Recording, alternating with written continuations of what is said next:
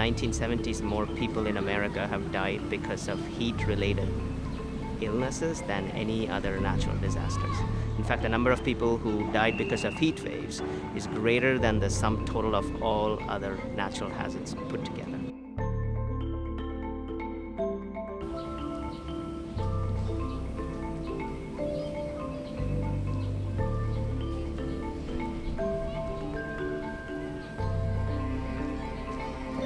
So what distinguishes whether a particular neighborhood is likely to be colder or hotter than the average? What are the factors? So the first thing is how tightly and closely the buildings are packed.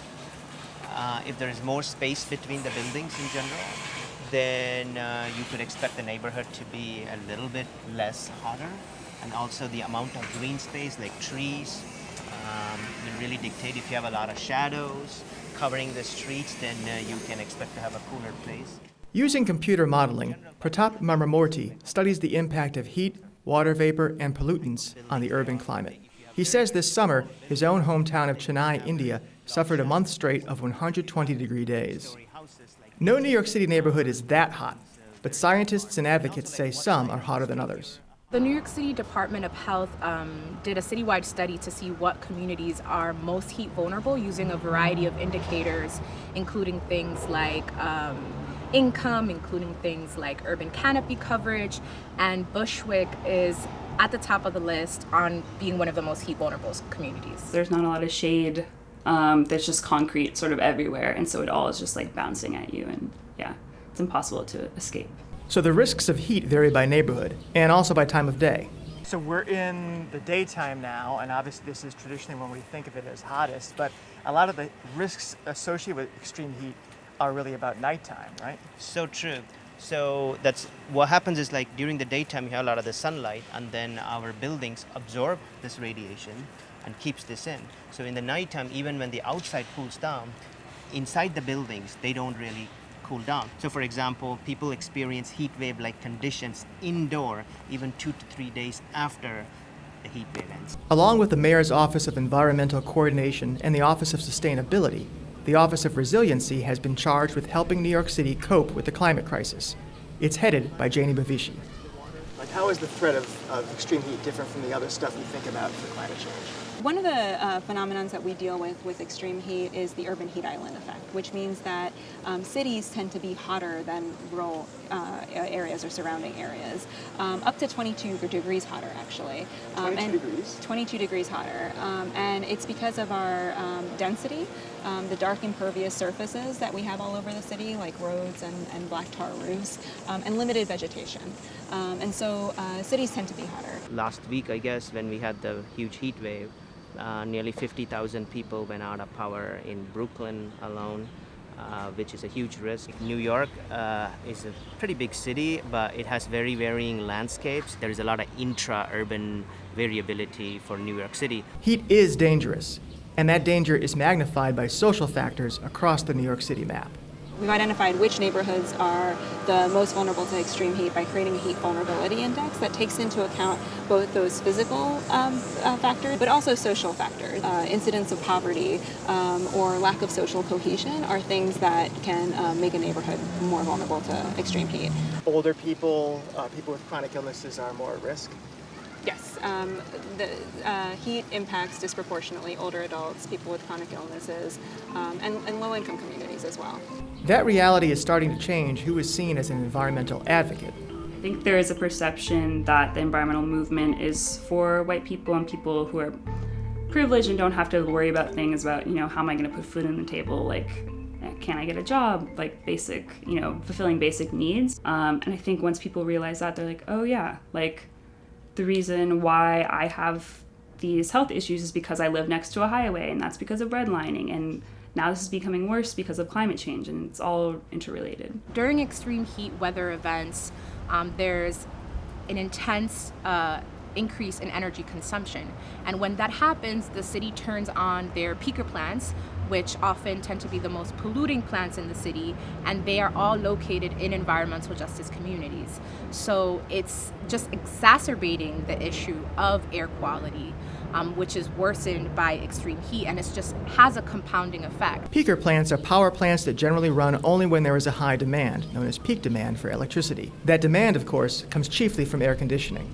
The stats show that like 86% of New York City households have some form of air conditioning, but we can see on this street here that in a lot of cases that just means what looks like a single window unit for an apartment, right? Exactly, yeah. And they might not be even good enough to cool a room.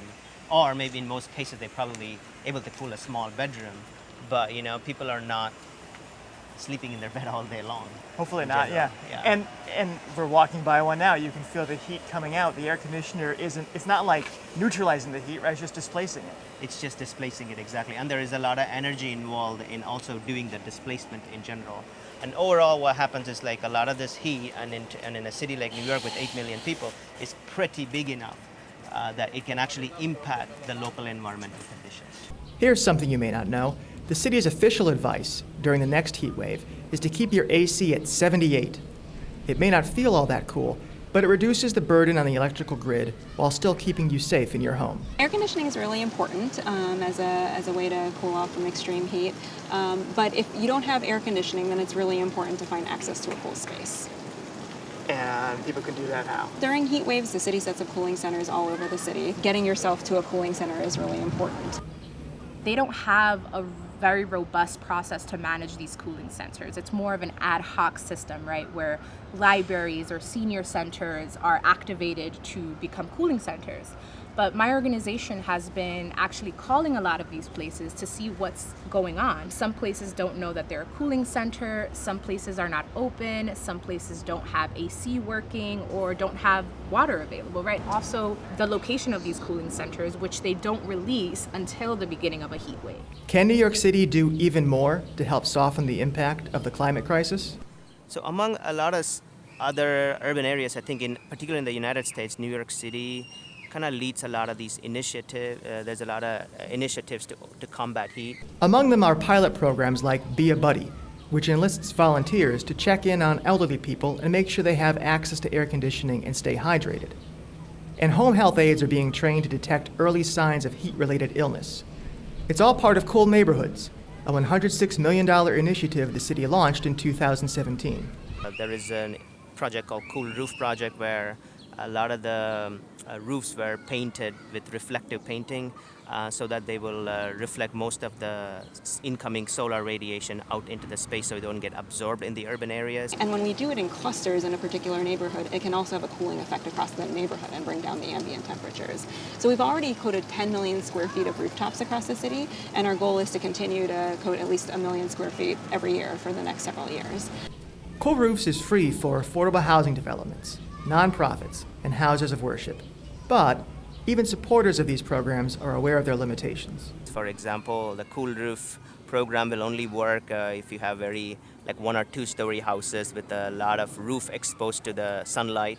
However, in New York, you do have a lot of tall buildings where mostly it's the walls and so on that are exposed, whereas the roof has very little to do with it. So that's an issue. Cool roofs, is a low-hanging fruit strategy. I think it is something that we can do, but the best way to deal with it is all about nature-based infrastructure.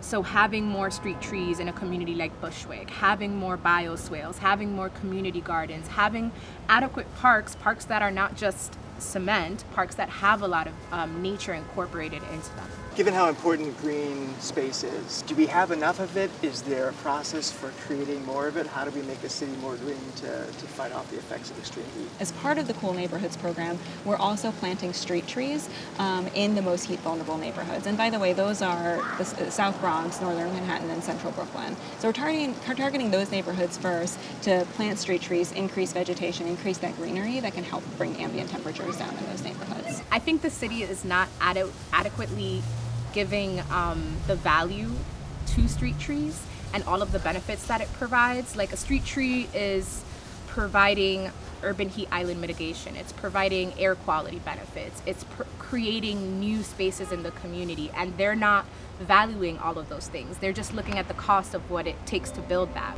Extreme heat is deadly, and it poses a different climate change threat than coastal storms. You can't build a seawall against it, you can't just move to higher ground. And New York is going to have to deal with extreme heat, most likely as soon as next summer.